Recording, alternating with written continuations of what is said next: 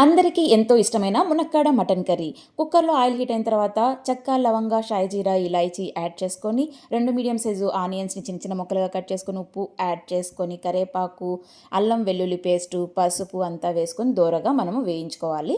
అలాగే 2 medium size టమోటాలను చిన్న చిన్న ముక్కలుగా కట్ చేసుకొని మనం దీన్ని ఫ్రై చేసుకోవాలి. నెక్స్ట్ కారం, ధనియాల పొడి, జీలకర్ర పొడి, గరం మసాలా యాడ్ చేసుకొని కొంచెం వాటర్ యాడ్ చేసి మసాలాలు మాడకుండా దోరగా వేయించుకోవాలి. ఇప్పుడు మనము మటన్ ఇలా చిన్న చిన్న ముక్కలుగా ఉన్న మటన్‌ని యాడ్ చేసుకొని ఈ మటన్ 2-3 మినిట్స్ మనం ఫ్రై చేసుకోవాలండి.